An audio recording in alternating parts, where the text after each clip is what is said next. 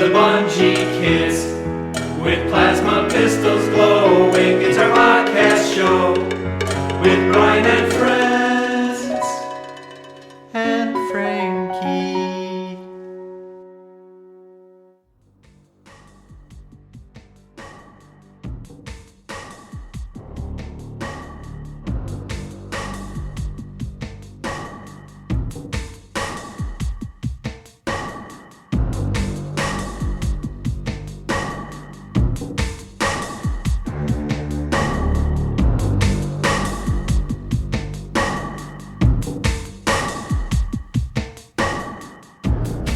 Three, two, one. Welcome back, everybody, to the Bungie Podcast. What the fuck? What's with this countdown now? Since when do you start doing that professionally? All right, we got the intro. We're back. We're back, the Bungie Podcast. We have in the studio today Brian Gerard. Hello, Brian. Hello. Luke Smith. Yes. And a special guest today, Mr. Dave Dunn, art manager and lead environment artist on Halo 3, right? Yes. Hello, folks. Welcome. Wow, I thought you were going to ask a question. So Are you did gonna? I mean, you guys have been around here for a while, all of you. And you guys, aren't you going to talk about the thing we announced that we haven't talked about, Sketchy? Kind of the... Well, by the time this podcast comes out, that was like 6 months ago news, right? Because we missed that news with our last podcast. Well, because we were scared to talk about it, the last one, in case... Well, bring us up to speed, Frank. What's going on with Bungie news? Bungie is now an independent LLC, privately held. We are our own company. We have a publishing deal with Microsoft Game Studios, and we continue to support the Xbox 360. That's it in a nutshell. And amazingly enough, the water now tastes a little better. And the grass is rich, green. verdant, beautiful green, yeah. And Don Matrix canceled our golf game. And I'm still a huge Don Matrix fan, though. I just got to get a plug in for Don Matrix. Podcast is a little bit shorter now, a little bit more mono than it was before, but it's all is good. it mono now? No, it's not mono. It will never be mono. Okay. Somebody was trying to make our podcast mono last week, and we rebelled. Yeah, we were actually at a local establishment Friday after work with Dave Dunn and some other fine Bungie folk, and got to reminiscing and talking, and Luke thought it'd be great to invite Dave on the show today, so here we are. Well, thank you. Yes. Welcome, Dave. You know, by the way, in November, it'll be my 10th anniversary at Bungie. What do you get? What do you get for 10? You know, A don't. thong? Yeah, I don't recall really getting anything. I think, you know, at that point, at 5, it's exciting that you've been loyal here. At 10, we're like, why the hell have you been here so long? How do we get rid of you? Because you get something after 5 years, right? Yeah, you get some custom designed special stuff. Yeah. And most importantly, it marks the end of your 5-year grace period. Yes, and a little show. You know, a little show is put on in front of everyone to induct you into that club. Really? 10 years. 10, yeah. Well, 10 years. you can laugh. I mean, Dave is a fixture, but you're going to be a 5-year guy pretty soon. Yeah, I mean, it's actually not that this far. December. Yeah, so There you go. doesn't that sound That a is- little weird? Oh, and Surreal? you're right after me. I'll be dead before that. For sure. Actually, I heard in years where they have a 10-year person along with the 5-year person, the 10-year person is allowed to give the 5-year person an atomic wedgie in front of everyone. Really? I thought you were going to say a Zerbert. Okay. With a nice Zerbert on your belly, And Sketch. Luke's coming up on his 5 month. Oh, there you Which go. Then is the 5-year guy just- can I do mean, that to the 5-month just cleared guy. it. We got the whole spectrum There here. you go. I mean, did he just make a Bill Cosby sexy times belly reference? oh, I missed that. He did. No. That's just wrong. Do you want to play the picture No, pages I thing? don't. No, get off. So take us back 10 years. What were 10 you years doing at 10 years Bungie? ago? What was happening 10 years ago? 10 years ago, I guess, when I jumped on, we were, and I didn't jump on for this in particular, but we were testing the internet code for Myth. And I know that because I was basically living in Chicago, took a job with this company, Bungie, which I didn't know a ton about, to go to California in San Jose to join the small club of people that were going to make a new game for Bungie, and that was Oni. And so the first thing I do when I get there, and I used to work at an architecture firm, and it's pretty, big firm, 300, 400 person, pretty corporate. You come into work, and I show up at this little teeny office in San Jose, and I'm like, the hell's this? We're playing video games all day. But I guess that was part of testing. We were testing the code for Myth. Wow, so I never would have guessed you came from a structured corporate environment with a team of 300 to 400 people. I used to be, I wasn't straight-laced there. I won't say that. I was known as the guy that took Casual Friday all the way back into Casual Monday. And So Casual Friday, that's when you dress inappropriately for the rest of the week, right? Is there any clothing stories you want to share with with the children of America, Dave? Anything you've got on your record that you want to expunge? Nothing particularly, I think, the past no is interesting the past. black marks. Well, at Bungie, you instilled like Chaps Monday, Chaps Monday was Leather a good Vest one. Tuesday, The hat, silly hat day. Hat Wednesdays. I am known for some of my... Thong Thursdays. Sartorial excesses and yes. undresses. Well, you got to do what you got to do to keep the Gotta troops, keep it fresh. You got to keep it the aired. troops excited. Yeah. So you're an architect prior to joining Bungie? I worked for. I have an architecture degree from Virginia Tech. You and Chris Carney. Yes, and Mike Wu has an architecture degree. Well, why is Carney the only one that gets all the Yeah, why is props he for always like getting the the- guy that went Oh, from no, making no, the real no, worlds to no, virtual no. worlds? He gets those props now, but I was the original poster boy for Bungie spinning some horrible thing. And when I joined, Oh, you used to be that guy. we were doing Oni. Doug Zartman was like, "This is great. We're gonna like spin up this thing. We got real world architects making our levels for Oni." And I'm like, I have a degree and I've worked at an architecture firm for 3 years. And you build cathedrals by the dozen, right? Yeah, exactly. I've worked on laying out ceiling tile plans for bathrooms and things like that for giant hospitals. Isn't that a grid? Yeah, exactly. And you're like, you just determine where the grid is going to be. You figure which corner you start that grid on, right? And then where they're going to have to cut the ceiling tiles. And so I'm like, I don't know, like that whole idea of like, he's like, no, this is great. People will love the idea. It's real life, real world architects. I'm like, all right. And lo and behold, I showed up and that was great, but we didn't really have any designers at that time. So I just started making buildings, and then much later on in the project, we get some designers on board, and we're like, okay, these are buildings. Yeah, but the buildings you have to work with. What about gameplay? I'm like, well, gameplay? I'm like, I don't know anything about that. So And the it was a good designers- learning experience. Is that when the designers were like, let's just put some crates here?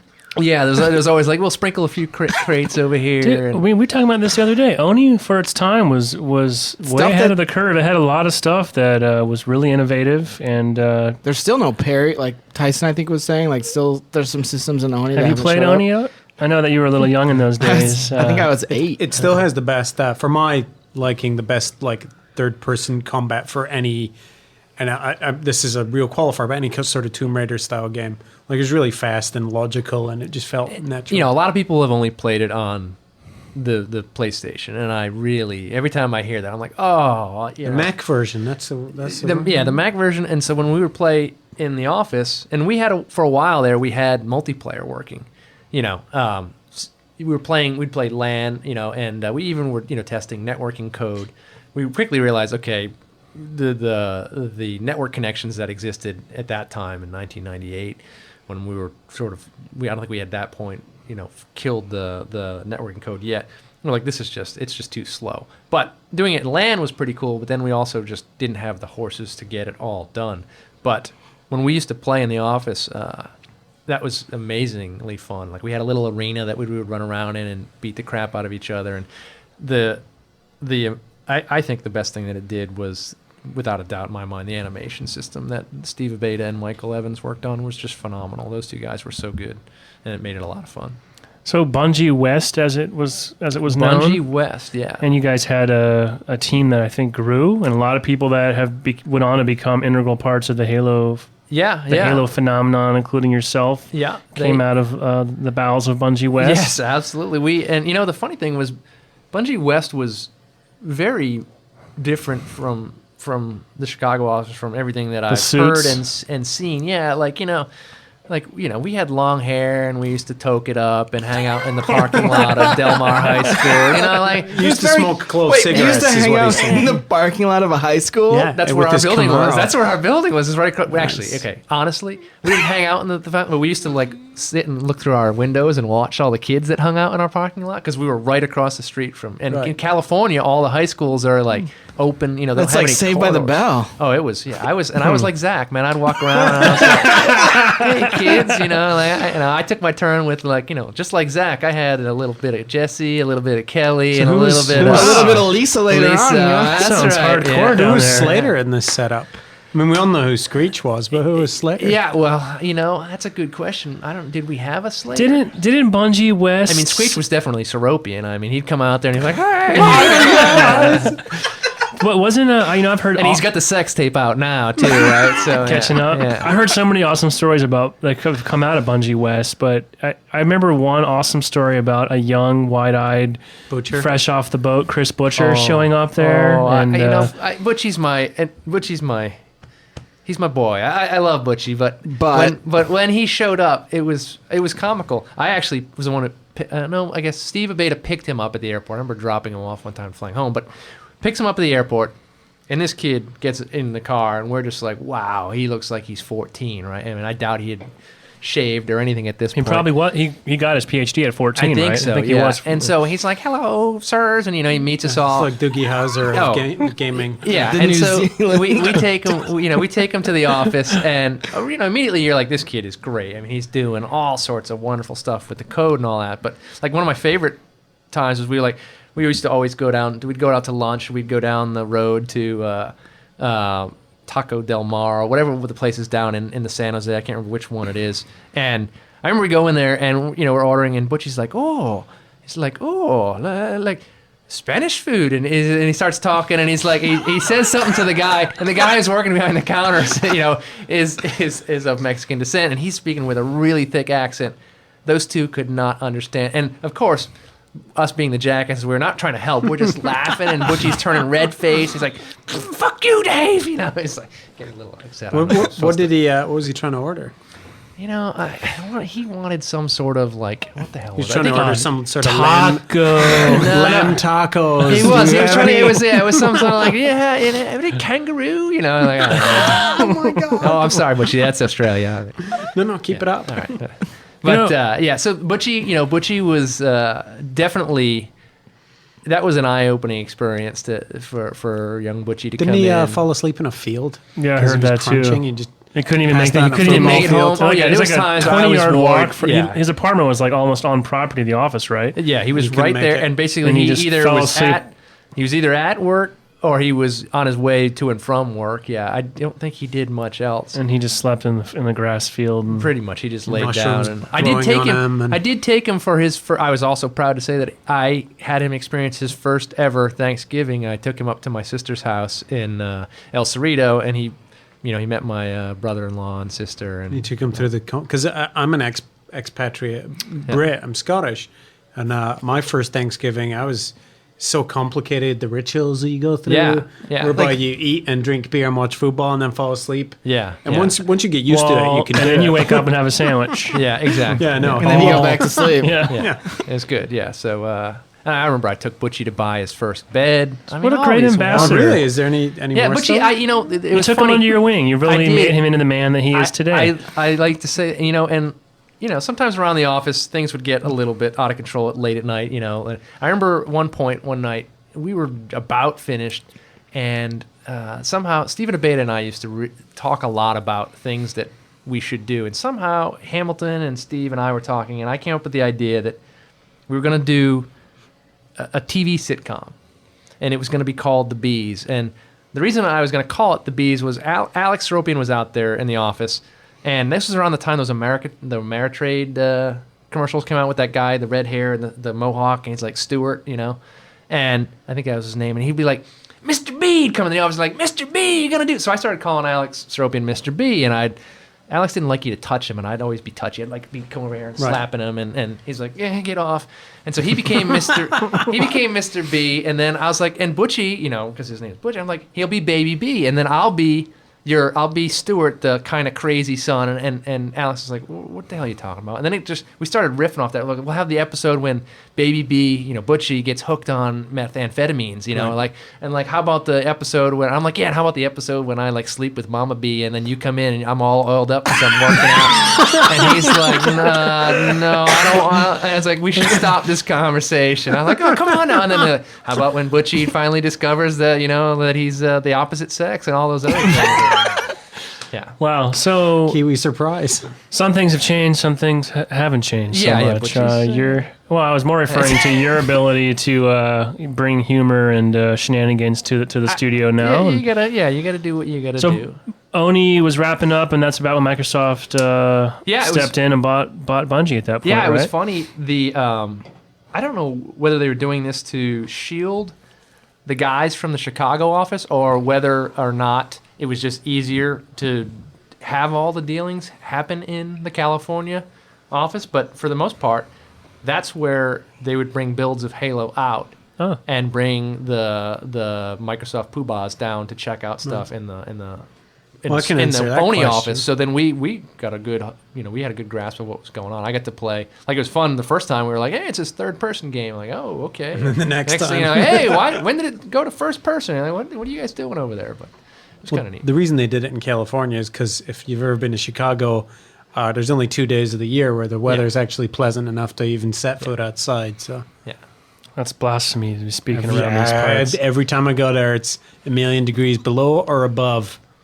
Yeah, it's true. Yeah, it was, it's, I mean, I enjoyed it the 3 years that I lived there before, but it was very funny to take a job with Bungie and immediately move. So I never worked in the Chicago office. Took a job right away, went to California. So you just interviewed there and then went straight to... I didn't even interview there. They flew me out to interview with the guys in California. Makes sense. You went to a really nice restaurant for that, didn't you? You had like a whole really nice experience and The interview? your interview, I think, yeah. Well, yeah, I think if I recall, we had, who was, at that time in the office was just Brent Pease, Michael Evans, and Alex Okita. I think there was, and Kevin Armstrong. And, yeah, I flew in and I'm like, well, okay, my interview that I'd had at Perkins and Will, architecture firms, I go in there and I got a shirt and tie on and all that. I knew enough research. It's like, okay, I'll dress sort of casual, button-down shirt and pants. And I show up, and this place is a total shithole. I mean, I'm like, what is this? I'm like, what am I doing? And these guys are like, hey, how's it going? I'm like, good. And I proceed to talk to each one of them separately, about what I know about games, and which was at that point very little. What I knew about, some rendering programs, which was, fairly a good amount, and then what I knew about design, which was really, what I was there for, design of virtual spaces and all that. And we finish up, and I'm like, okay, I think this is going well. And then we went next, I believe we went next door to Sam's, the place that we always go to get barbecue for forever, or either that or they ordered. I can't exactly recall how that went, but the day in itself, what I remember about the day was that was like, after 2 hours, you've talked to all four people. It's done. But they had me stay the entire day and just kind of sit there. And then they're like, all right, well, that part's done. Let's see how you are at GoldenEye. I'm like, what? And so then they're having me play GoldenEye. I flew back. I'm telling people that I work with, like my interviewer, they're like, what the hell kind of place were you talking to? I don't know. And then when I took the job, they're like, you're going to go do that? And I'm like, well, we'll see. And then it was funny like that. And then about a year later, Doug Zartman got me in this article about architects that are leaving the industry and going into other fields. And so I was published in Architectural Record. And so all these people that I used to work with were like, what the hell? You're published? And because you're making video games. I heard games are going to be big. also You were think on to something. Yeah. When you meet people our age and they're like, well, what do you do for a living? You're like, oh, I work for a video game company. And they're like, oh, I don't play games. I'm always like, you're kind of a weirdo. You're the same age as me and you just never play video games ever. But I always think it's just a little weird.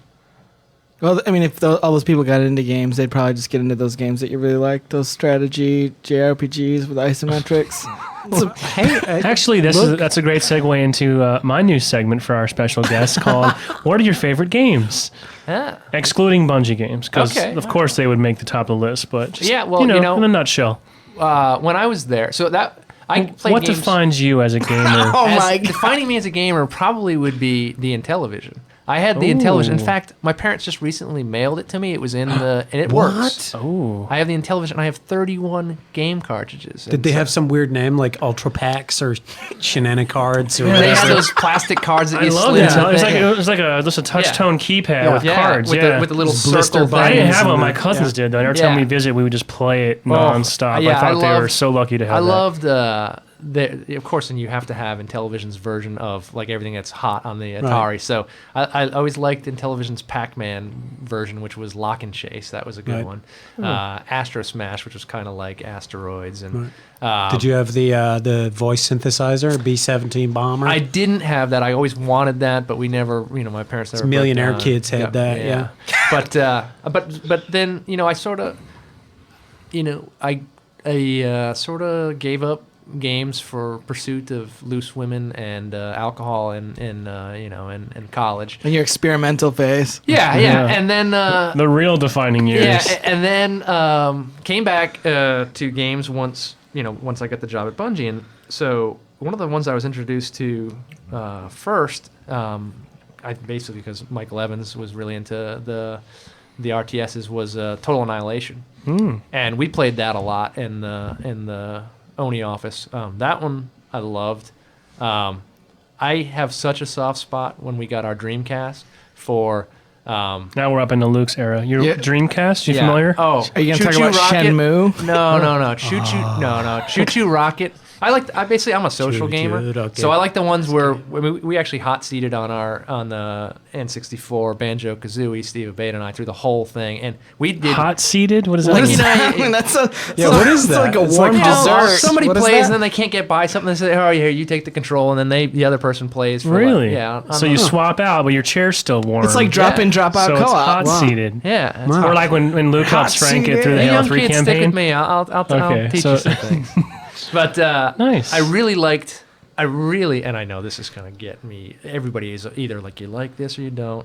I really liked Diddy Kong Racing. I thought it was brilliant. Dude, I love Diddy Kong. Diddy Kong. I love John. Hey, wait, look Yeah. at this. Look at this. Sorry to interrupt your awesome Santa Claus. memory lane, but Oh well, this is good. Yeah. producer and, as Frank put it, feces canon expert, John T. Barnes, just walked in to bring us... Bringing some not only that. Pure New Zealand this is lager. this is yeah. It's since New we were Zealand, talking about and Butchie, we were this just is talking about Butcher earlier. some So fine Kiwi lager here. Perfect. Some Stein cool. lager. Well, how about we take a quick break? Yeah, let's take a quick break and an opening break. Yeah. Yeah, and open we'll the come beers right break back. and we'll be Unless right back. someone's got an opener. Oh, you just need to- No, we just need a break. I got you.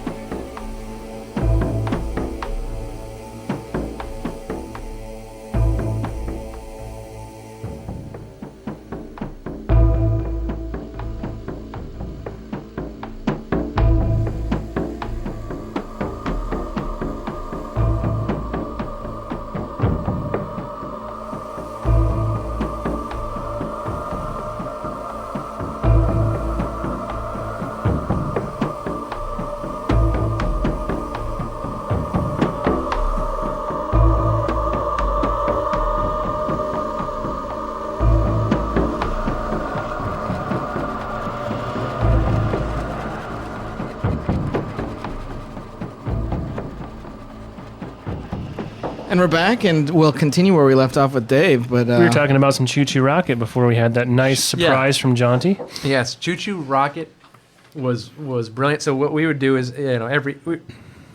I think probably for me, I think crunched harder on Oni than any other Bungie title, and so we were there all the time. I mean, Even the Halo 2 crunch that almost killed everyone.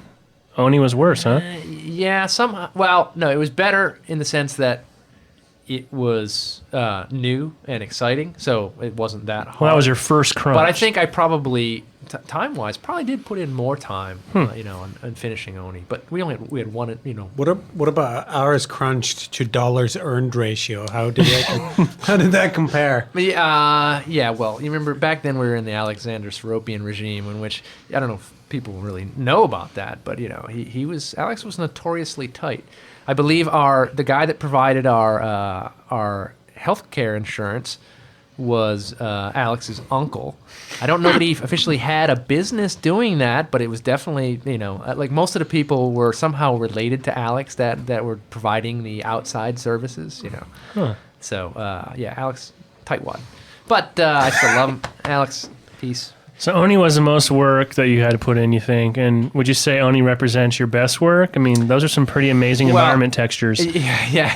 And I wasn't even good at texturing back then. So Chris Hughes would paint them, and then I would apply them. But I would say, you know what? I am extremely proud of that because it was a team that was extremely inexperienced, that worked really hard to try to make something that had a grand idea to, but like there was certain things that happened that along the way that were really hard to deal with. Like not having a design idea spec'd out really early on was obviously a hindrance then, but for everyone to, when they came on board, like Hardy and Mike Porter and Michael Wu, to take what they were given and just say, all right, well, we'll make the best of it. And I really do believe, like I said, the animation system was like, in my opinion, was way ahead of its time. Well, if I recall, one of the coolest things about it was you could disarm your opponents and with hand-to-hand combat. Yeah, all the animations were like watching Steve animate was so fun because he's another guy.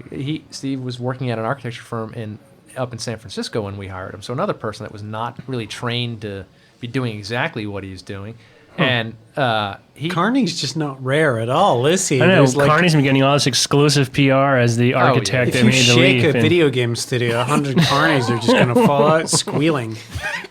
Do you pretty much that is true? But do you hypothetically, like some deep down, wish that maybe someday Bungie might reacquire the Oni IP and open up some doors for maybe revisiting your? Absolutely. I mean, mainly because I love the stylistic universe that it was set in, like the anime. I wouldn't say that I love anime in the sense that I'm a huge fan of watching it. You prefer the hentai style? I do, a couple. But then who's to say?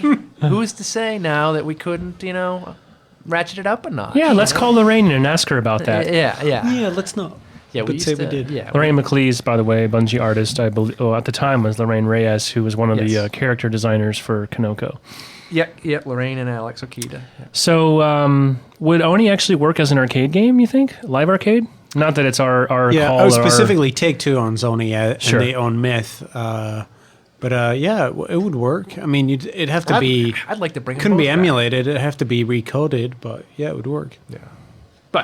What I was getting at was, so we'd be working really hard, and like every afternoon, every evening when we were doing dinners at like 6, we would take a break and go into our little closet area that had a bunch of game systems in there, and we'd had Dreamcast, and we would play Choo Choo Rocket, and then when Virtua Tennis came out, we were addicted to that. And let it be known, in case this is not in the archives anywhere of the history of stuff, when we then moved out here, the Oni crew moved out to Redmond, and we're working in the 110 office at Microsoft with all the Chicago guys. Threw down the gauntlet, like, hey, we're way better at you guys than Virtua Tennis, and we wiped the table with. I mean, our third and fourth string Virtua Tennis players were just mowing through the guys in the Chicago office that thought they could play. I remember Virtua Tennis was actually one of the first pentathlon games that I played at the Winter Pentathlon in Redmond. Oh, the pentathlon. That's changed a lot, huh? Yes. Now it's called the Kid-tathlon, and it's full of family fun. It's like a crash. Well, that's different. I mean, the picnic is... The Winter Pentathlon is still about hardcore gaming. The Winter Pentathlon is you will still soon learn. hardcore. Well, don't they always try and introduce some lame like Jenga or stacking cups or... I think they're confusing it with the Penny Arcade. Arcade. Just because Festival. Marty can't, handle the overstimulation that electronic gaming provides. Right. And so we're he tries to make games with cups pin and the twigs and tail shit. on the donkey. Why do you think the and artists things get such a bad rap for the Halo franchise and their multiplayer abilities, though? Speaking of people that can't handle games, 'cause so we I know in Halo generally- 2 there was a generally- special session for playtesting for the environment artists specifically, so people could go easy on them. No. See, that's not the case. It wasn't go easy. I thought it was because you guys didn't want to play against the rest of the team because it was too brutal. You didn't like the competition. It's not brutal. It's not even not the competition. Like, a lot of people are jackasses. Well, that's true. A lot of people are like, yeah, you like that? And I'm like, oh my goodness. Like, You play know, there's much worse kinds of jackasses. there's worse The online. worst but kind of jackass is the one that comes up and is like, I don't like the style you play the game. It's really distracting to me to watch you. The way you throw grenades is just ridiculous. Or Have you ever tried to play with Luke over your shoulder, talking, like backseat commentating? No, I've not had that pleasure Oh, yet. you should someday. But so That's hotseat.com. that's so we determined that, like, when we're making these maps, oftentimes we'll be running around and it's totally acceptable to us to just start staring at the ground and going, maybe a little rock here or like a little ice puddle will be here. And then I don't want someone, no names being mentioned, Charlie, down at the other end of the office, as he's playing on our team going, do your job, you stupid son of a bitch. And so for us, we felt like, hey. Well, I mean, there has got to be fair to Charlie, I know exactly what you mean, but there has got to be a compromise between staring at the playing ground and staring at the ground. I mean, I know. those are. When I play against the artists, all I'm thinking is, oh God, overkill! Here it comes. Didn't the artists actually beat They beat guys Frank. in the Well, Hunted it's- Challenge? Well, yeah, I was just gonna say, like, I mean, I don't. How far you guys I know have come. the last time that you did that, Luke. I know that you had a bunch of artists lining up, and you had Michael Wu screaming at you, saying, "We'll." And then where was Michael Wu when he played? It doesn't matter. We're smart enough to say You guys have mess hired with some one talent. of us, you mess with all of us. Well, you guys have hired a lot of talent over the past 2 years. We do. We've Oh, a lot of artists down there. Yeah. Brian and I were having this discussion this morning. There's some arbitrary thinking about who's good and who's bad at Halo in the office. The people that you mentioned, the hypercritical guys, just make assumptions about how people play. Because Brian was playing last week, was it? And somebody noticed you won a game. And you're like, oh, Brian's pretty good, as it turns out. And it's like, Brian's always been good. When was that? Yeah, it just depends. When did you win a game though? Huh? I won a game with Bioshock. Yeah. So no, I But mean, Luke for is us, totally one of those guys you're He's talking so about. Like, we competitive. don't like to play with him Luke either. would not so. play with me the other night because stats weren't being tracked, and he said it's not worth my time. That's No, that's true. not That's If totally stats true. are I was not actually- being tracked. No, Luke no, was playing and- with Gilbert. He and Gilbert Arenas were actually I together. have minus 133 XP now. I noticed. On your other account, the one that no one knows about? Yeah, my your secret boosting account. account? Yeah. I do have since you bring up Gilbert Arenas, I do have a good story of sports personalities that we've done things with, and typical, I would say, style of my own. I did something where I was like, afterwards, I was like, should I have done that? But Is this like a Kobe it's story? It's their own fault for inviting me to these things. No, not too long ago we had Sean Merriweather and Alex Smith. Yeah, I remember from that. the NFL. Merriman. Yeah, I'm Yep. sorry. Yeah, Merriman. That's right. And so I wanted to stop in because I'm a big football fan. Go Patriots! And Oh my God. Jesus, here we go. hey, I grew up right you outside. grew up right in the state of New England. I grew up Sweet. in Massachusetts. We should come back I was for a a little fan. segment. I was a NFL fan Minute. back then. Why don't you and get I'm your own still a team? fan. Why don't you get like the Boston Terriers or something? But anyways, so God, I'm like, I'm I want to just stop in and see these guys, right? So I come back from lunch and I don't know whatever we've been talking about at lunch. I was kind of all amped up, had a lot of energy, and I walk in the room and Jay Wineland goes, "Oh, Dave, you want to sit down and play?" And I'm like, "Yeah, or whatever." So I sat down and I'm right next to Alex Smith, the quarterback for the San Francisco 49ers. So I'll give you a little background for those that don't know football. This is, I guess, his second or third year. He's pretty young. Last year, all they did was run the ball. I mean, I'm not calling Alex Smith out. I know quarterback in the. I mean, Oh, Jeff I'm Garcia assuming- before him was a big ball runner, so well, no, but I mean, like I'm saying, all they did was run the ball. Like they had Alex Smith hand the ball off. But, and some people want to say, well, he's not throwing the ball enough, right? So, anyways, we're having these guys play some multiplayer, and at one point, I don't know if you remember this, Brian. You were right next to him, and we're looking at our stats, and he's like, I got no kills, and I could tell you're trying to be nice, and you're like, oh, but you got 3 assists. And then you got went even worse. It was like, an assist is when like you're shooting the guy, but then your own guy kills him.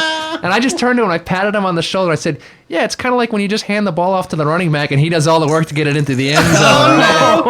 And then after that, I was like, Yeah. I wonder if I should have said that. This guy could probably pummel me. But Yeah, I think he threw like 17 or 18 picks last year. He throws the ball, just not to the right team. I remember that. That was fun. Yes, but I will say that, no need to be calling out Alex Smith because, he likes the game and he was here and he was giving it his best and that was cool. But So Halo 3.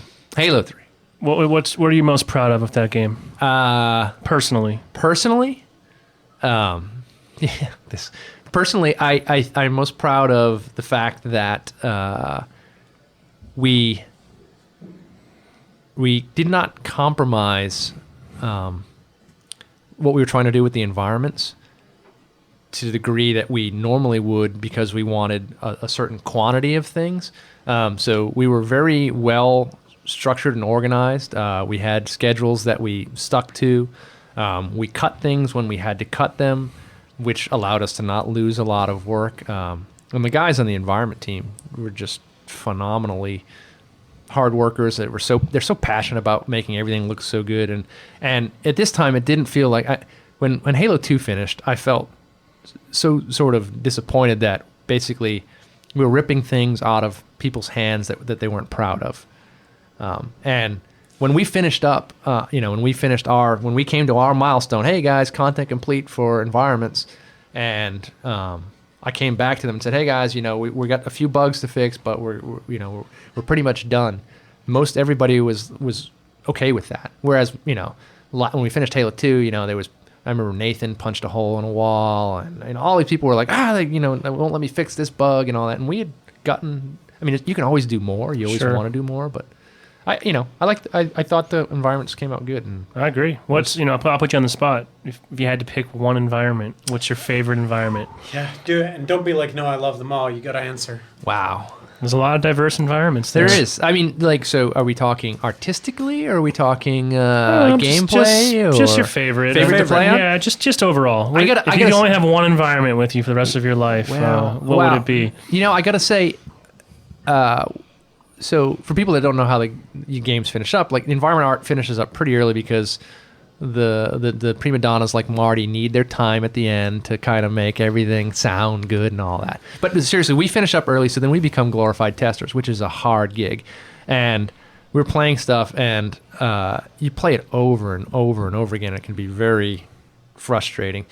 But the one mission that I would always look forward to playing was when we were playing on Legendary with some of the skulls on was Outskirts. There was certain spots in Outskirts that like that brute encounter, and I actually at first didn't appreciate it for what it was until Outskirts is Savo Highway. Yes. by the way, in the Sorry. game. Yes. Yeah. And so Cool. I didn't appreciate it for what it was worth until one day I go over and I see Joseph Tung and Jason Jones playing at co-op, and they've got a bunch of the skulls on. They got it on Legendary. They got the skull on where if you die, you get reset back to they had the hard luck on. They had a bunch of ones. Yeah, it sounds like Joe trying to show off. Yeah, exactly. Well, here's the best part. You know how Joe loves to show off. What? Well, Joe and Jason, they go to that encounter where like you see about like 18, I think, 18 or 20 the garage brutes. area. Yeah, they just keep dropping off brutes from that Phantom. Well, I watched them die. They played it for like 2 hours. Joe's all of a sudden, he's like, oh, I got to go to a meeting. I'm like, I'll play. And Jason kind of looks like, it's one of those things like, and I can understand that. I'm not a great player. I'm like, Jason, I'll play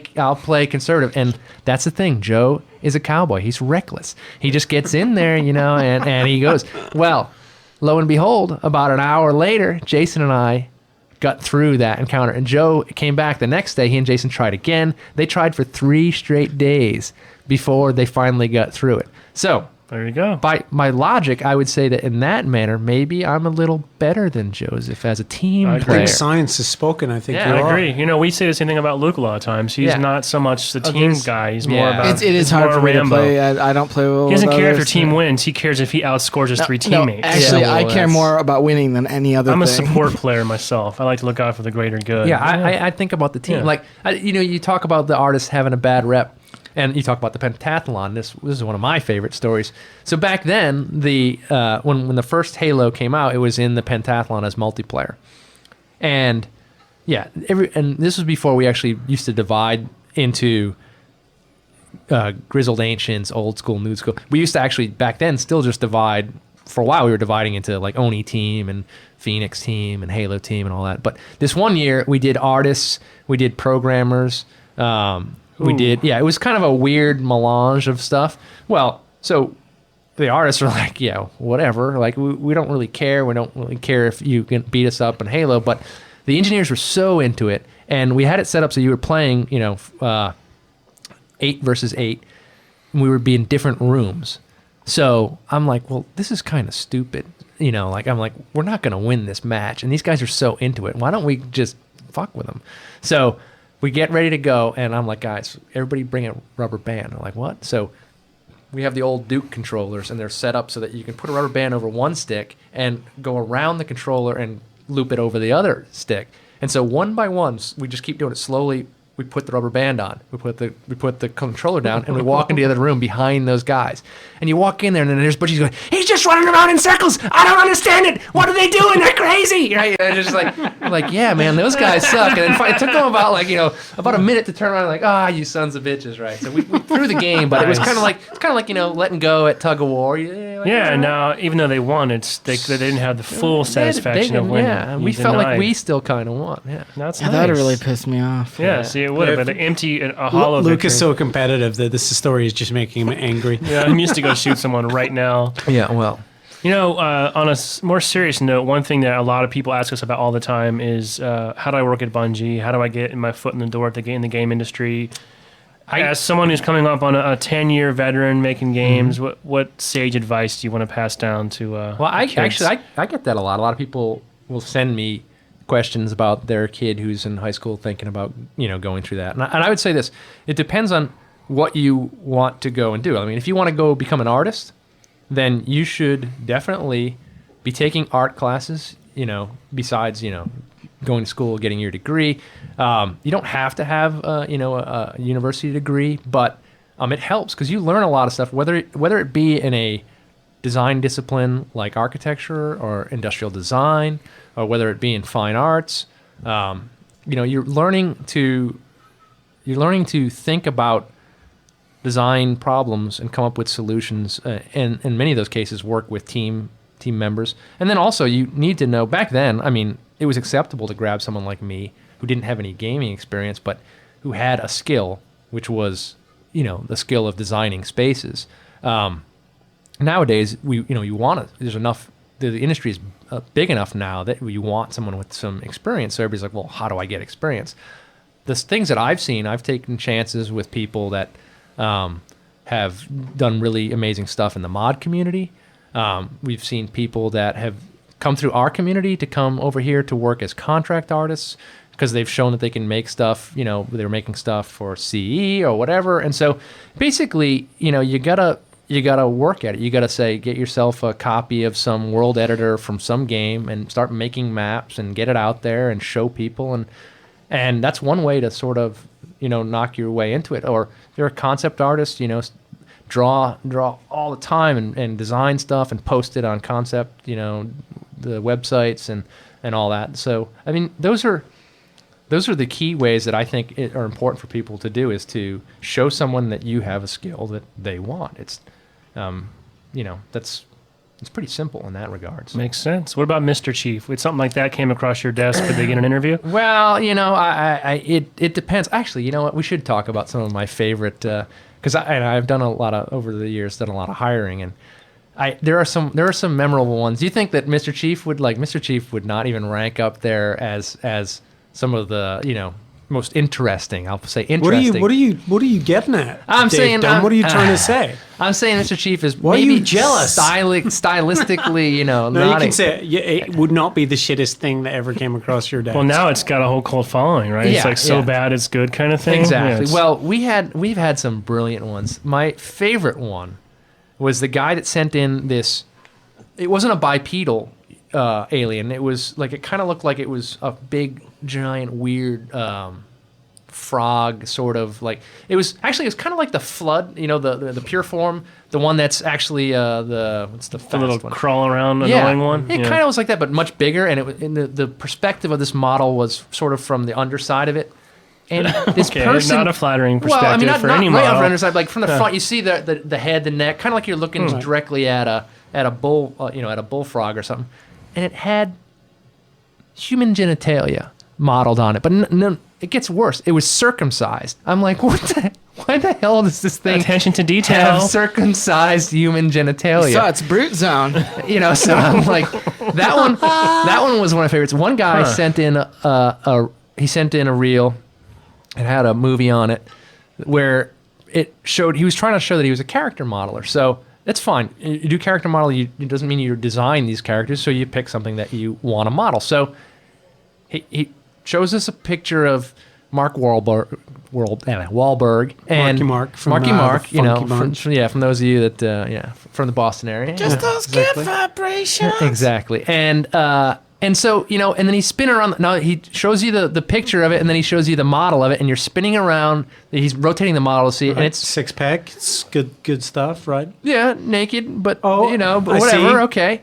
Then he shows you a picture of Natalie Portman. Right. And I'm then, listening. And then he's got a model of that naked, and he's spinning around that. Wait, and do then you he's still got have this reel? Did he make them interact? And then he's got one scene where, and he's not an animator, so he's just a character. So he put him in a pose where they're like embracing each other, and he's rotating around there, and we're just like, what the hell is with Marky Mark and Natalie Portman? Was there penetration?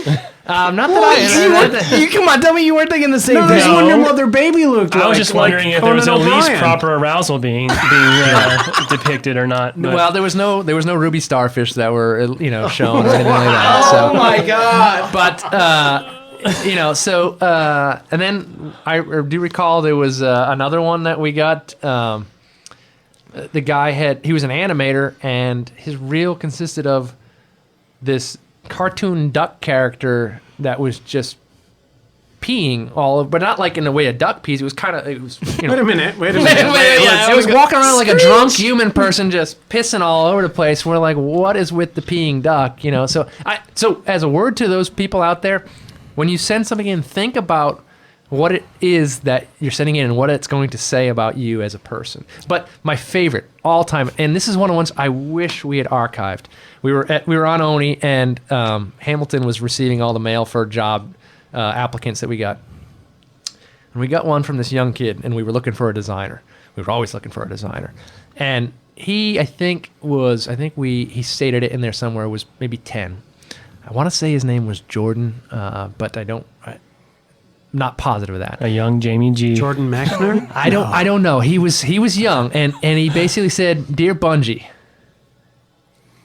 I want to be your designer. I kick ass. I kick way more ass than you. I kick so many asses," and it just kept going on and on about kicking ass. I mean, it was over the top. And you should have me out there, and I'll kick your ass, and give me the damn job so I can kick some ass. And then that was it. And it was like, thanks. And I'm just You're like, sincerely Clifford P. Blazinski. and I was like, we gotta hire this kid. I mean, and Hamilton for the longest time kept the letter. I don't know whatever ended up happening. But That's like the I same loved message I get on Xbox Live from people who think that they're going to get to play us in the Hump Day Challenge. Even our buddy Jizz left a very similar message back when the beta launched. So everyone's wanting to kick our ass for some reason. yeah, well, that's Maybe it's because we have a motto that says, "Don't make us kick your ass." You reap what you sow. Yeah, we invited it. Oops. Yeah. That's what I learned. Well, we from have that. so many brawlers in this building, Yeah, you step back. That's Hey, what I play ice Jerome is hockey. for. I can. That's right. You do play. I can brawl. Don't a you little play bit. an annual star-studded celebrity Microsoft Gala thing? Great You used story to, about or that. You want to hear one about that? So how are we doing on I used time? We're getting lean, but How are we doing on bandwidth? let's hear the story on ice hockey. This is a good one. So I know. I want to have a story time segment every show from Actually, now on. I by kinda the way. do too. Just save a story. I play in the Microsoft Hockey Challenge each year. It's a charity event where Well, do you still get to play in that now? I'm told that I still will because They want you honorary. You'll be recruited. I'll be recruited because I'll bring. You're like the Brett Hull. Yeah, something like that. Not Peas really like a nice. mighty duck. Exactly. But so 2 years ago, I'm playing on the every year I usually play on the Windows team, and 2 years ago I played on the Windows team. I know this is great. I heard they're real brawlers. What happened to the gaming team? There was never. They kept pushing me to try to get a gaming team together. Supposedly Jay Allard played ice hockey back. I thought in the day. their gaming team broke away. Well, they went pro. What are you saying? So after the game, we're in the locker room, and as typical to hockey players, you're sitting there drinking a cold beer. We snuck them into it's at the Key Arena, so it's a big deal. It's a big event, a lot of people there.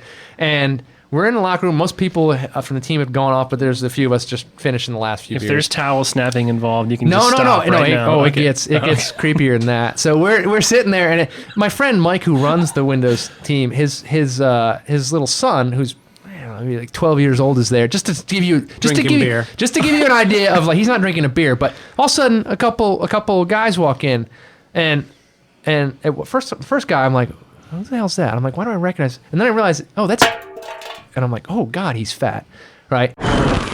Yeah, Of Beverly Hills 90210. Beverly Hills 90210, but So he was chubby, like Luke in Empire. He was kinda swollen. looking He a was little- kind of, all right. and then the guy who plays from walks in. Mr. Clean. Yeah, what's his name? Mini Frank. Yeah, and so they're in there, and there was one other celebrity, I can't recall who it was, and they start talking, and they've got their people that there to handle them. So there's some woman in there, and they're like, hey, can you get my skate sharpened? Blah blah blah blah blah, and starts taking off his skinny little jeans. And he's got no underwear on. So that's the first thing that's kind of creeping me out. Commando. But he's definitely villains trying go to show commando. off to this woman. He's like, hey, I'm naked. Do you want to see my schwanz? You're just like, oh, And then they start talking about some weird stuff. And I'm like, dude, there's a kid here. There's a kid. What are you doing, right? He was just like, he was creepy. He was gross. And he had that all over tan, like obviously tan's naked. And you're just like, oh God, man, So celebrities, I'm not all for them. That's my point. He exposed himself to a child. We might have to cut that. Yeah. I don't know. I don't want to risk anything. You're right. Well, there you go. But That's crazy. I love Dunn stories. That story was so good we had to edit it out. Dave's got the best stories, though. Seriously, I would like to. We should get some feedback from our listeners, because I could totally see you coming back The Dave Dunn on a story. regular hour. basis To and do a doing like story. a Today in Bungie history, or just a crazy Dave story. I like segment. I It's like fun. to spin a good yarn, and You, there's still you a are ton. good at There's that. still a ton out there that I have not. So told. as one of the early sort of forefathers of the beard trend at Bungie, how does it feel now that more and more people seem to be taking on post-ship Halo 3 beards? I think it's great. I think I love the variation. You got Cameron down there with the old redheaded Amish beard. I see a lot of like goats that are starting to change into some other forms of beards. Specifically, 3 of the 4 of us in this studio Yeah. have a beard right now. Harold said that we might be having a beard competition when he gets back from. Oh, a beard off. Huh? a couple more Van Dykes would be good. It'd be great to have. I noticed it's a long-term investment to get to the point where you can really start to shape and mold something really awesome, like the wax. And that's what I'm a ways away from that, Yeah. but I've seen the photos from those beard competitions I where was it's all. I was like- pretty proud of when I had the little Van Dyke, when That's I had right. the beard from That's Halo right. 3 and finished that off. But then, like on Halo 2, that's the other thing. You have to morally inspire the people that work with you. And so I shaved a mohawk. I had Mike Zach help me. He shaved a mohawk in my head for the end of Halo 2. It was my silent protest of like, hey, we're working too hard. And the beard that I grew for that one I was pretty proud of. I did the chops that came down and then wrapped up the side of my remember that. chin Yeah. across the thing. So basically, it was the hardcore Is it leather Lemmy- gay biker. Lemmy from Yes, Motorhead It was beard? Lemmy. Yeah, it was sweet. It was that was good. I felt It like I was could have the been in Ace of a Robert Spades. Mapplethorpe pictorial. I actually think we can keep that story. I'm just going to remove the names. Yeah, it's to probably a protect good Some of the idea. situation Yeah, we don't is, want to get You sued. can be like, boop, from 90210. Now that, Boop, from Bungie is an 0. independent company, and we get sued our And first as week such- out. Yeah. I'd really be proud to be part of that, though. Yeah, well, You'd be named as probably one of the defendants. Yeah. That'd be awesome. never a stranger to controversy. Well, you got to do what you got to do. And what we've got to do right now is take a quick break, and we'll be right back with NFL Minute and the debut of a brand new feature to the Bungie Studios podcast. We'll be right back.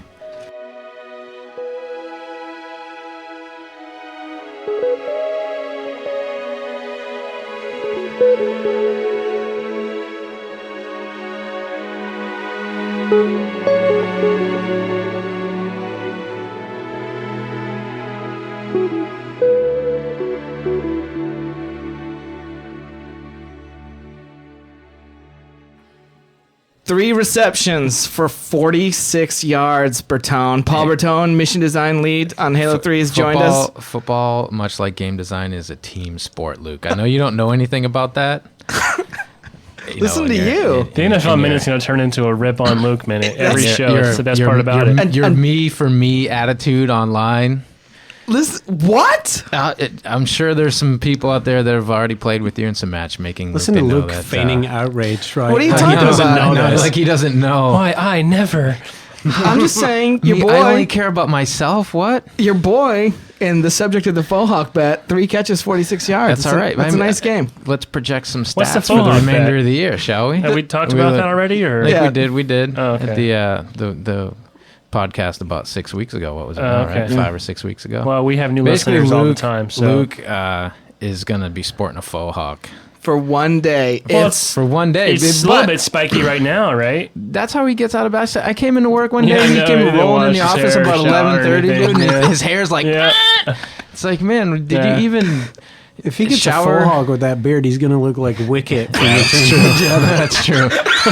I think Luke washes his hair like once a week or something, man. No, I actually can't go a day without Do washing you style it like that? You're in front. yeah. It takes like 40 minutes to get it like that, doesn't It it? takes 40 minutes to get out of bed. Luke's got a natural, unshowered sheen, but your sheen you have to work on a little bit, Oh, right? yeah, it's God. It looks like it. Yeah, And that man. beard is so perfectly trimmed. I know, man. We just had the beard minute. Look who's talking. We just had Look the who's beard minute talking. before this segment. Damn. We had a whole beard retrospective with Dave Dunn. Nice. And I Did think we're they- talking about having a beard off for the holidays. Even Really? though I don't want to go up against this guy because Yeah. well, his nickname is Beardy. I know he can shave it clean right now, come in tomorrow morning and He's have like full Homer. Amish. This He is just, like, this is grits only his 3 jaw days and worth of pops growth. it. Yeah, right here, that's man. ridiculous.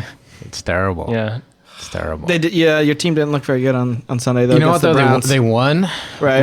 which we're really happy about. And I mean, still, if you're to project Randy Moss's stats through the end of the year, I'm pretty sure. Yeah, it still that, looks grim. He's going to get about 2,000 yards.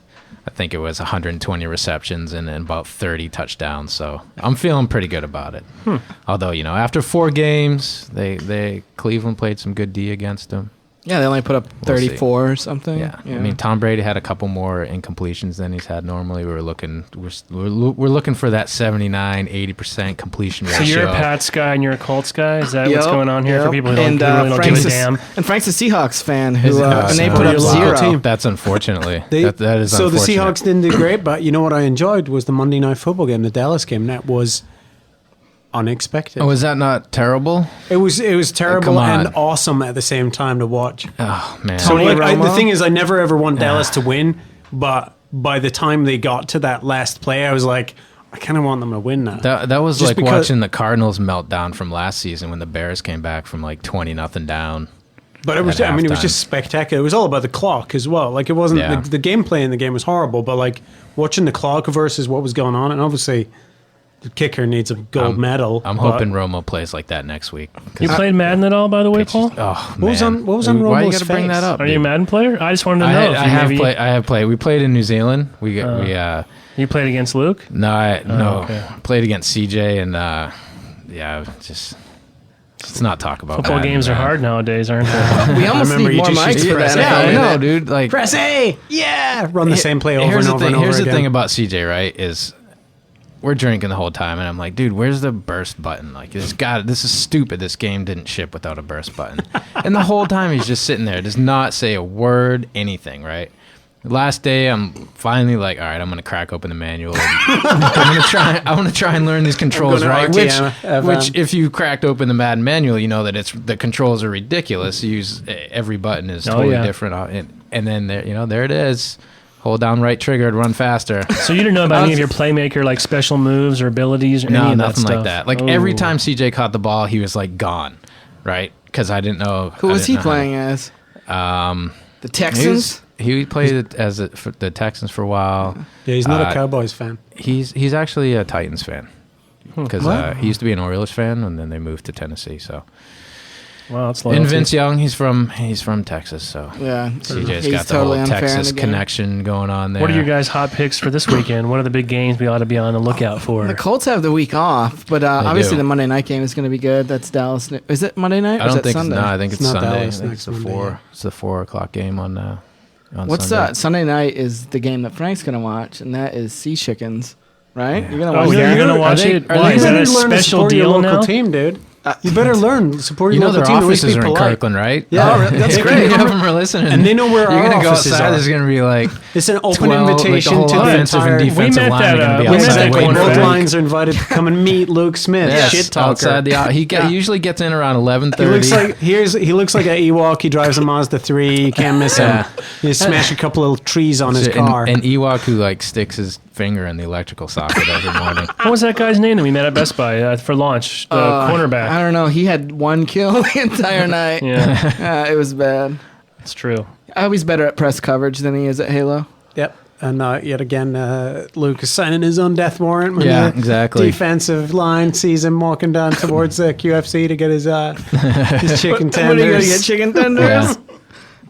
Next Monday when the Seahawks He already have said off. he could beat Gilbert Arenas in a game of one-on-one b-ball by a higher spread than what happened in Halo. No, I so. said what I would do is I would have someone else shoot for me, and my special shooting guest was Jordan, and then I beat him. That's nice. But- Sort of like if I have someone else play my account while I'm supposed to be at an NBA game, Gilbert. Like hot seating. Yeah. I learned that earlier. You know that term, by the way? No, that's a Hot new seating. one. Hot seating. It's like when you're playing a game, you're having a hard time, so you hop up and your friend sits down to finish it for you. Really? That's what Dave Dunn called hot seating. Wow. That's what Luke does when he plays me at Swords. He gets a hot seater ringer to come in. I don't Yo, wanna you talk didn't about like swords. that, did you? That wasn't Speaking fun of today. Dave's always losing and good having at, problems. Yeah. Yeah. You know, Speaking of I've- another game you suck at, Luke, there was, This is actually the first time Luke and I have had a conversation since I, whipped his ass. What? Yeah. So a little context. Walking around the office, he won't even look me in the eyes anymore. No, I just head I'm down, like, look at my Luke's shoes. What's going on? He's like, he grabbed me "Oh, man." immediately the morning following after the big match Yeah? to break it down for me and give me the proper context. Yeah. I, So here's what happened. I downloaded it at home and me and my girlfriend watched it. I was pointing out all of Luke's faults and failures. Somebody's pregnant. What's the first fault and failure, and what this was the first of 9 challenges for Beat the Designer, Yeah, which will be. we're actually re-terming that. It's beat the lame community guy. Wow! Wow! You're man. laying an awfully big What about gauntlet on Dan Designer's Miller's Challenge? desk. Isn't that a show already on Yeah, it is the show. HGTV? Yeah, someone come and sorry. paint your kitchen if you my do boys that. are gonna step up and if they start slacking off, we're just gonna to use the new term, we're gonna hot seat it, and I'm gonna jump in for them. That's fine. Bring Maybe him this back up. time when you jump in, I'll play as the chief, so I'll have BR. Whatever. Oh, Yeah. Wait, so bad finish. word for What is names, the that's all. what is the beat the So designer? yeah. or So for some context, try to beat the designer challenge. In the attempt to be the designer challenge, I'll play through every mission in Halo in Halo 3 with their respective designer. We'll Except play. for Cortana. No, you're coming back for Cortana. I'm retired. Oh no, I think you're I got not. a 50-50 Well, you better shot find a at hot seat Cortana partner. again. Cortana equals fail. Oh no. Just for scoring, because the headshots on the float are hard to Yeah, it's get. terrible. They don't even have heads. They got like appendages. Just shoot them in chest. But what it is we'll play through every mission in the game and then come on here and talk a little bit about it. But the conditions are we play on heroic or legendary. Depends like if D Miller wants to play legendary, we'll play legendary. Turn on some skulls and then we're going to make the films available in our file share so that you can go through and watch it. And at some point further down the road, we're going to release like a commentary track and a commentary video where you can go through it, and it'll be, you'll see Bertone meleeing me from behind as I jump into combat. That was awesome. The film that I wish we had was Luke squirming in his seat as he was thousands of points behind Well, me. you pulled ahead pretty fast. At that point, there was no looking back. Well, yeah, it but was- see, here's the thing, right? Is like I was maybe 4,000 or 5,000 points ahead at the substation, and when Luke and I were watching the film, he's like, "Oh, at this point, I knew that it was over and I wouldn't be able to catch up." And that's only like 4 brute kills, Luke. No, but it's, You it's just gave in. there's It's 4 just- brutes right there. You don't it's a have lot that harder to killer get. It's a instinct, lot man. harder to get headshots when any one of the 3 battle rifle bullets will count as a I don't know headshot. what you're But the talking carbine only has 1 beam that So, comes out. did you and see that hits. film, I don't Frank? know what Because I'll you're tell you, my talking favorite about. part I of that watched the film thing is live. Yeah, Did Frank you was- see the part when Luke's trying to snipe and Paul's bumping his guy and denying him from getting headshots? Yeah, when we were in the Jackal Canyon, I'm zoomed in trying to like take these snipers out. And it's a part where, and this was what led to our demise at the very end, was because the sniper parts are sort of the parts where in co-op you have to like suck it up and try and work Yeah. together because it Yeah, is totally. trickier.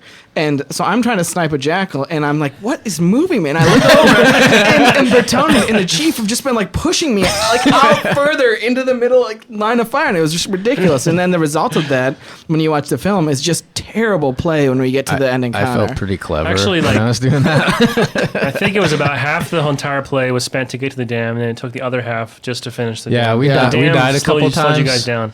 Yeah, the Hammer Chieftain got us. And Paul did melee the hell out of you. Like in every skirmish, Luke goes charging off and whack, and his shields are Well, down. he picked up that strategy from your Skull Guide. And Yeah, that which was I did. think I got that strategy I from did. you. So So actually. it was almost like I beat myself. It was just. This it is was the like, exact type of qualification. I know. I'm No, talking you about. know, and here, from a here's cer- what happened. Right, 2 weeks leading up to this, nothing but trash talking Oh, from yeah. Luke.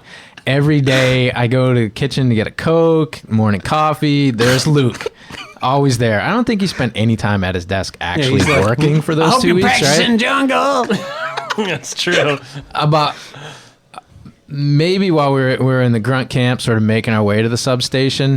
Nothing but silence from Luke. I bet. Well, that's when but it's game time, silence. though. Nothing but silence. You You know remember- what? remember all actually, that actually, rehearsal you were I doing? do have to admit something. I actually have a camera over by Frank's desk, so I've been videotaping you to Nice. steal your plays. So Oh, I've God. been watching, your formations that you're running. That's fitting. Patriots fan. Oh, Paul Belichick. You remember all that training that you did leading up to it, though? It was Yeah. like high altitude training where you and I would play on Legendary, and you would have me melee you before every battle just to see. Like, he really did work for weeks. It's all right. You're such a lie. I've also Dude, been come on, I have I've the been film. pumping You up should on the admit human it. growth hormones too to get my your thumbs fingers in working faster? order. Yeah, just In like little 6 months when that steroids film everyone's- doesn't exist anymore, history will be somehow rewritten in Oh Luke's no, mind. that's and- saved. No, in my- like I was saying earlier, I mean- I'm gonna pull that one out later. Don't worry about that. The last 2/3 of that mission was just warm up post game play, right? Just for fun, social. Well, there is a point. There is a point actually in the mission though where when you're watching it, you will see like after we do clear the dam, like just the chance of catching up from that point on, like you would need the chieftain kill for sure. And the way that we ended up dispatching Oh, yeah. the chieftain was Luck. like, it was just sad. And the chieftain he looked at geometry and then you meleeed him from behind, and it like ends up being really anticlimactic. And we didn't Yeah, really put on totally. a good show because the snipers ate us for breakfast at the yeah, dam. but because- he got us a couple of good times. Yeah. There was one time I jumped down below and I thought he was chasing you around and he was actually sitting right there and I didn't see him and he just kind of Waiting for you. Yeah. Yeah, it was fun. That It sounds actually was a cool. lot of fun. It was the final score. I think was 4.5 or 5,000 was the difference. Yeah. Nice. Yeah, it was like So- 25,000, To 21,000. yeah. So who's next? What's your next challenge? The next one is going to be with Dan Miller, who's been on the show before, and he did Crow's Nest. Will be where we're playing next. Yep. I'll go into training with him. Yeah, Get him ready. get him warmed up, and Yeah. maybe at some if I ever point, do when I want to play Halo, maybe then at I'll some go point Gunner we'll C. do. Well, that's what Dan Miller and I were talking about that because Halo is his mission, and we're trying to figure out a way to do Halo Yeah. at the end because I think the way Foot. is that you play normally on foot and then nobody shoots when you're in the. Well, no, Well- I mean the thing is, are we gonna spoil this for him? During the end? Yeah. If you die, you're not gonna have a vehicle when you respawn. So Well, there's just and no way for there's a for somebody checkpoint. to catch The up. checkpoint clear actually. why don't you at just every just end the challenge before you get to that? Because then it's kind of boring. well, the thing is, so there's a way to There's do no it. more points. There's we can After get that. splatter points. That's true. And actually, at each one of the circular dishes, Except there by is the a infection vehicle. forms, which don't actually splatter when you run them over. They actually like throw your. They flip your warthog warthog. all Yeah, over the place. no, it's annoying. it's I brilliant. think the words for that are by design won't fix. yeah, Right? I think Do I have that's that what right? happened to that I don't one. know. yeah. I'm not a designer. Nobody ever uses those words around here. I don't know what you're talking If about. Luke doesn't like it, then there's a Yeah, it's I a know. bug. There's a bug, problem yeah. with it. So yeah. so Dan Miller and the Crow's Nest will be next, and Paul and I are going to figure out how to get. Well, I'm going to figure out, and then loop Paul in to figure out how to get it on BNet in like a YouTube size file. we'll do and that. He's going to watch the HD version in our file shares. That would Yep. be cool. I would love to hear it with the commentary, unless Luke just goes silent 5 minutes into it. At which are point, you kidding? The Yeah, commentary will there'll be a lot of beeps. I mean, I definitely stood No, up. we're age-gated and was, now. It's all right. There was almost a couple times where I had to walk over to his desk and just let him know that I was winning. I'm surprised. Who was? Oh, so you were the host. He was the Master Chief, and I was the Master arbiter. Because I'm He was- surprised looked into no, doing he- his he was- like save and quit or restart last checkpoint Yeah, I know. shenanigans because he's been known to do that. It was for competition. When you Yeah. and I are just goofing around, that doesn't count. Oh, it's just goofing around then, right? oh, sure. You know, the biggest thing that Luke couldn't handle, though, was the pace at which I moved through the mission. The beginning part threw me Too off fast? completely. That scared him. So Yeah. Luke's Scared still him. looking up and down. You're already Well, I mean, he had... you cleared the first Phantom already. had He's 60 trying to follow the Marines up the waterfall. He's like, wow, dude, that jungle looks awesome. I'm Oh like, my god, the killing lights things." are awesome. How many P is this? There's fish. No, I mean, he had 16 deaths, and if you watch the film, a lot of them were because I wasn't very far ahead of him, but I was just enough ahead of him where he knew that I was gonna start getting kills and getting points. Yeah, and- well, it was right when we started, and there's the very first encounter, and you went, when the Phantom ship comes in, you went up and to the left and started pushing ahead immediately and doubling back on like the first Phantom drop off and starting to work on the second one. And Yeah. I'm like, no, this is not the way that this level's played. What's going on? Paul, you're playing it wrong. Why do I have a carbine? And then all of a sudden it's That's like why you 16. can't- you It's like can't use the 1600 to carbine. 6. No, I'm not. I'm That's not so good with weird. a carbine. No, It's weird. He That's just not can't true. do that. You were ahead of me after the first encounter because I had my look speed set too high. So when you watch that first one, all the kills I had were actually luck. I had this one awesome battle rifle spray, which was total luck because I couldn't see anything. That I had 1, 2, 3 bullets, headshot, multi-kill grunts, where I Huh. couldn't even see So wait, anything. so if I were to do that with the carbine, I would only shoot the one bullet and wouldn't get a multi-kill. Not if you learn how to vid that. Yeah, that I don't know. trigger, Maybe Luke, pull it the works trigger. fine. Yeah, I don't know. I'm I'm just just saying. saying, You like, more than just once. might want to pull the trigger. I'm just saying that maybe everyone should start with the exact same weapons. I think I sent an email about it a long time ago. You know, I think the I reason he think it got was so far pretty ahead fair. is because every time Luke would stop to look down at the strategy guide, he would just pull that much further ahead. There's a copy on his desk right now. and Is it's- there? Yeah, Yeah. and the jungle Nice. section's all folded over and like Yeah, worn. it's all I had to Yeah. make It's sure got that notes all written in it. It's got like does it have, like, jackal tears? headshot here. Yes. Tears just splattered soaked on the through with pages. tears. I had to make sure that your campaign scoring guide didn't infringe on anything. Had to make sure it was unique Maybe you and should have fresh. read it closer. Oh. Ooh. No, that was fun. I'm looking forward to running through Cortana with you. I think that'll be the rematch. we'll see. Yeah, We'll see what happens. I will make sure I play as the chief, and we'll just see if you feel like it's there's a gonna be a little difference. difficult on I wouldn't heroic. put money on the victor of that. It's too unpredictable. Like Yeah. even on multiple runs through it, you're like, I think I need to go left here, and you go left and something bursts see, on you, and you just I- don't know. It's I like, still get lost. I in that actually feel mission. pretty good about knowing my way through it. Sketches No, I can sketches attest. play Well, with I me. know my way through it, but you just never know Luke's what got each some form is really going to good do speed this runs time, down so. now. He's really Uh, good at just making it in Because Yeah. it's like pulling a band-aid off. I don't know and you about want it points over though. with. I don't know about earning points though. Your method's just about That's the getting thing, through you and gotta not, get not points. killing Yes. stuff. No, my method's about you can skip this, you can skip this. These won't come after you. There's some interesting little tricks you could probably pull on that mission, like running ahead, aggroing everything, and then using your active camo. Who would know? Yeah, I don't know. We'll I see. don't know. We'll see. I'll be playing a lot of Cortana. I can't believe you're gonna make me play that mission again. Well, if the fans demand it, maybe there'll be a rematch They demand- someday. I'll do on it for the Jungle. fans, man. or maybe I a do team, it for the a fans. team challenge. We could. It'll be if we do teams, it'll have to be like legendary 7 skulls or something. In order Of to be course. Yeah, what's your man. point? All right, sack I up. told you even the other day. You know, I'm I- like, I'm not feeling like blind, dude. This is an iron kind of night. And you're like, no, dude, let's go blind. I've never seen as much fear in Luke's eyes as I know these you last do have couple a spell weeks, over and him. even right now. I'm missing. He's Yeah, humbled. he's- You're yeah. right. And here's Well, the a- thing is, like at this point, I lost, so I don't I don't get to leave a note on my locker. It's like I lost, and I've got to cope with that. Here's a great thing when we're trying to schedule this podcast and stuff, and I'm giving Luke shit the other day when I was at your desk, and I'm like, yeah, dude, you need to send me a schedule. Luke's, I don't operate on schedules. What's a schedule? I'm like, well, if you can't work schedules, you can't work here. And he was Yeah, like, and- what? And then like 10 minutes later, I had a schedule. Schedule Plus. Schedule I Plus think in my you said inbox. just being semi good at Halo isn't enough to keep your job. No, he said just being a great Halo player. So No, but that's no longer the I case. definitely did Okay. not say great Halo player. I'm pretty sure that's what it said. Being a Just moderately competent Halo player is not enough to keep your job. being just okay isn't enough. And he was like, shit, I need to learn how to use Outlook now. Yeah, and then Frank showed me, my man. You've been a great There mentor you in that go. regard. You know, Yeah, you've really you know, given I Luke just- a lot of he's growth done and a lot coaching more- for the past 5 A lot months. more than my manager has. Why does that keeps should coming ju- up in here every time I'm up here? There's Luke's some always like, issues. he's like, my manager. We need to have a doesn't- whole separate He grudge doesn't match. treat me. Yeah, I know. I showed you guys should do a Luke how to use podcast for swords your today. You didn't guys I, should do a Luke? podcast for your next one-on-one Yeah, performance. take the whole thing like a therapy performance session. review. Yeah, All right, let's do that. put it on iTunes, man. Oh god. That'd be great. Yeah. Frank doesn't want most of our games on iTunes. No, and he'll no, be the no. first to admit that. I'd like to put you. We can put our very latest game on iTunes right now. yeah, if you swords like. with nothing on the map. What a great show that'll be. Yeah, Yeah. what was the score? I forgot. It was 15-13 Well, who You got beat me. 15? Oh, me? with 8 I grenade couldn't kills on a remember. swords Yeah. match. Makes Right sense. A beautiful There he state. goes. There's the Plasma qualifiers party again. hat. That's fine. There you go. All right, That's well, fine. Those times when there was one pair of feet in the sand, Frank, that was me carrying you.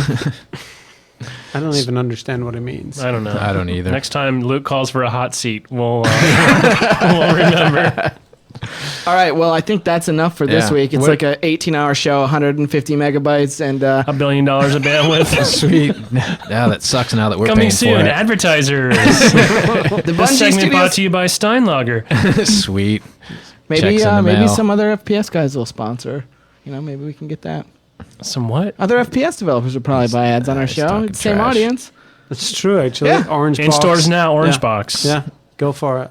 Yeah. When you need a break from Halo 3 before you go back to playing Halo 3, Right. try Orange Box. Exactly. So what do we got to look forward to in the future? We're going to do a video. We got video the talk video. through this? Yeah, we'll do a I video. love how Paul wants to get all your commitments do. on tape.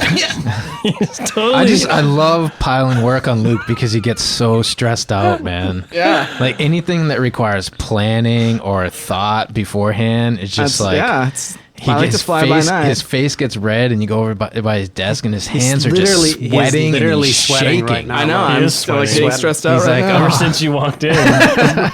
I'm a pretty intimidating guy, right? We will be back next week. If you have positive feedback, send it to Brian and Frank. You can send me feedback, but at this point, everything's asking about the Recon helmet, so I don't really read my messages. Nice. Brian and Frank read all theirs, though. Right. Oh, yeah, sure. All 1,000 of them currently unread in my box. And Paul Bertone We try, doesn't yeah. tell anyone his Xbox Live stuff, and we will keep it that way. So by the time this show is out, the film will be on the file share? Yeah, by and the the time- Bungie Net yeah. video is sometime soon around there. All right. It's hopefully shortly thereafter, but we have to sort out the logistics. And will they go to hosting. Bungie Favorites, or will they go to your own, your file share? It'll be in Bungie favorites. All right, wow. Nice. Absolutely. Top billing. Yep, Excellent. of course. Nothing less for Bertone. Yes. He'll probably need some comfort next week anyway after the Cowboys beat the Patriots. Oh, not gonna happen. Well, we'll Not find gonna out, happen. and we'll see everyone soon. Right on.